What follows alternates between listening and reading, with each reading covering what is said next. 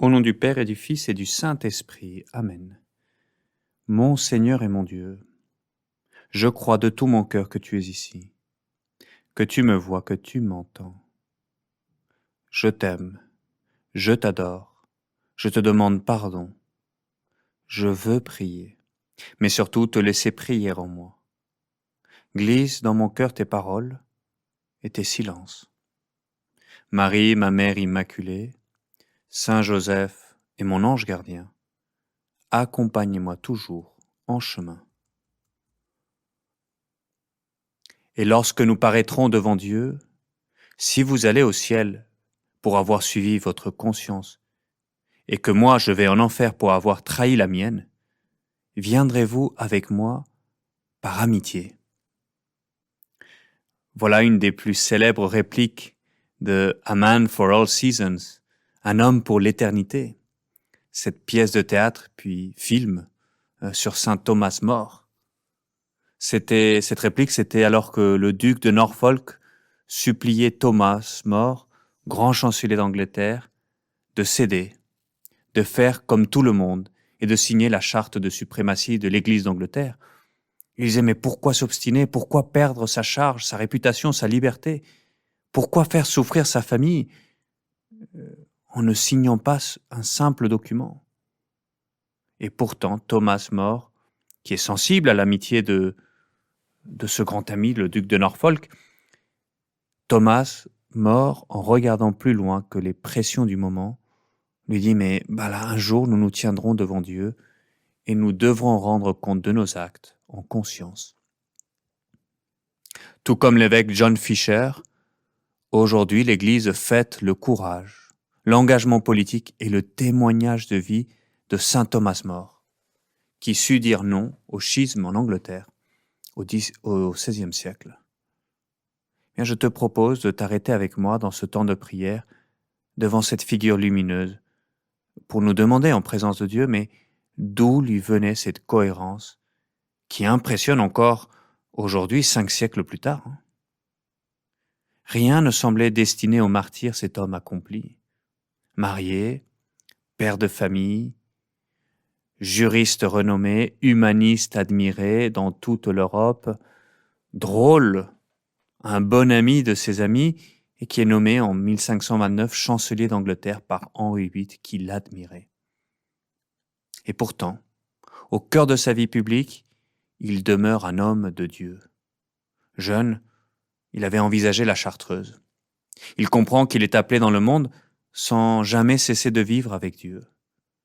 Et son engagement ne diminue pas sa vie intérieure, il en procède justement. Saint Jean-Paul II l'a proclamé patron des gouvernants parce qu'il a été témoin de la primauté de la vérité sur le pouvoir. Tellement important aujourd'hui, la primauté de la vérité sur le pouvoir. Mais s'il est un grand témoin du courage politique, c'est d'abord parce qu'il a su être un homme d'une profonde unité de vie. Chez lui, il n'y a pas de séparation entre foi et vie publique. Il est le même à la maison et au travail, devant le roi et devant Dieu. Il n'a pas un cœur pour la prière et un autre pour la société. Et c'est pourquoi, merci Seigneur pour son exemple.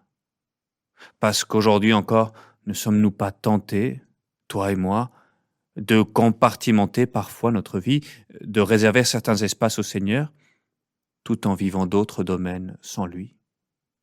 D'être de bons cathos à la messe ou dans notre cercle le plus familial, et de céder ensuite entre collègues ou amis pour faire au fond comme tout le monde.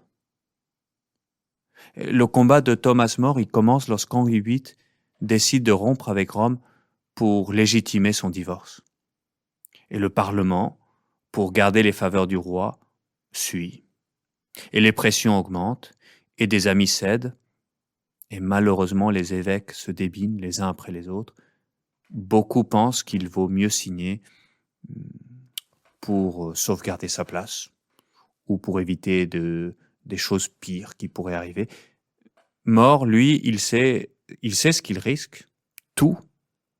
Mais un moment arrive ce moment décisif, il faut signer ou non. Ce qui semble n'être qu'une formalité engage en réalité toute sa vie, parce que signer reviendrait à affirmer ce qu'il sait être faux. Il ne peut cautionner ce divorce parce que l'autorité spirituelle sur l'Église, elle revient au pape et non au roi. Et c'est ça sa grandeur, c'est là qu'elle est.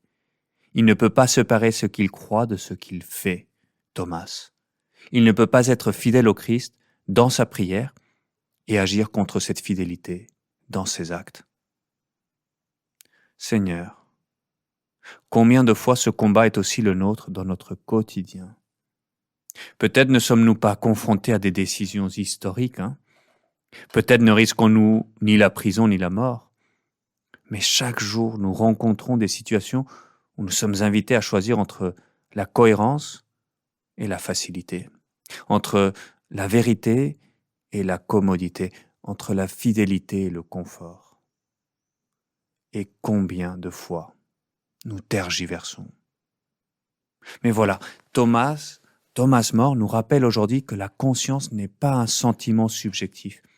Elle est l'écoute d'une vérité reçue, Dieu qui nous parle au cœur. Et c'est pourquoi la conscience n'est pas une autonomie morale, mais un service à la vérité. Et More peut affirmer, lorsqu'il s'agit de la conscience, dit-il, la fidélité première, elle est due à sa conscience avant toute autre fidélité. Et il refuse donc de signer cette loi inique. Et sur l'échafaud, il dira encore, « Je meurs comme un fidèle serviteur du roi, mais d'abord serviteur de Dieu. » Seigneur, quelle liberté dans ces mots. Merci pour son témoignage, Seigneur. Il n'est pas un rebelle, il aime son pays, il respecte l'autorité, il a servi loyalement le roi, mais il sait que toute autorité humaine est à la fin relative à Dieu. Eh bien, Seigneur, si seulement je pouvais jouir d'une telle liberté intérieure pour vivre cette unité entre ce que je pense et ce que je vis dans mon quotidien, malgré les qu'en dira-t-on. Et tu te demandes peut-être, comment a-t-il fait pour tenir? Eh bien, on dit souvent qu'on meurt comme on a vécu, et Thomas More vivait déjà uni à toi, Seigneur. Et c'est vrai que la fidélité dans les grandes épreuves, ça ne s'improvise pas. Elle se prépare dans les fidélités ordinaires, dans la prière, dans l'oraison, dans les sacrements, dans le quotidien. Alors, dans les petites choses du quotidien vécues dans la joie de la présence de Dieu, on va jour après jour en bâtissant la fidélité dans les grandes choses, la cohérence d'une vie. C'est bien, serviteur bon, tu as été fidèle en peu de choses, nous dis-tu, Seigneur, je t'en confierai de grandes. Entre dans la joie de ton Seigneur. Et c'est précisément ainsi que Thomas More a construit sa fidélité. C'est là, dans ce cœur à cœur de la prière et des sacrements, que Thomas allait en construisant jour après jour l'unité de sa vie. Dieu dans son intelligence, avec une doctrine solide, celle du magistère, et un horizon d'éternité. Dieu dans son cœur, une véritable amitié avec toi, dans la prière, dans la parole, dans l'Eucharistie. Et alors oui, Dieu dans sa volonté, dans les actes, en cherchant chaque jour à incarner concrètement cette demande du Notre Père, que ta volonté soit faite, Seigneur. Et certes, lorsque Thomas More et l'évêque Jean Fischer sont exécutés, tout semble perdu. Pourtant, la vérité demeure. Thomas More est mort sans avoir vu les fruits de sa fidélité, mais son témoignage continue aujourd'hui encore de porter du fruit. L'Église catholique en Angleterre, qui paraissait à sa mort condamnée, elle connaît aujourd'hui un renouveau extraordinaire, justement par sa fidélité à la vérité. Quel enseignement pour nous qui jugeons souvent à partir des résultats immédiats. Et donc, merci Seigneur pour saint Thomas More. Il nous rappelle qu'une vie cohérente peut traverser les siècles. Une seule conscience droite peut soutenir toute une nation. Une âme fidèle peut devenir un phare pour des générations et des générations. Prie donc avec moi. Par l'intercession de Thomas More, donne-nous, Seigneur, de vivre nous aussi aujourd'hui cette unité de vie. Que nous soyons les mêmes devant toi et dans notre travail. dans notre prière et dans nos relations, dans nos convictions et dans nos actes. Que nous soyons de chrétiens authentiques, d'une seule pièce, animés de ton esprit et de ta vie. Et lorsque viendront les difficultés, les incompréhensions, les épreuves, rappelle-nous que la vraie liberté consiste à demeurer dans la vérité. Ta grâce, ta présence nous accompagne. Et toi, saint Thomas More, prie pour nous. Apprends-nous à servir généreusement ceux que Dieu nous confie, sans jamais oublier à qui nous appartenons. Et tant qu'à faire, fais-nous goûter aujourd'hui aussi à ta sérénité, à ton humour, à ta paix.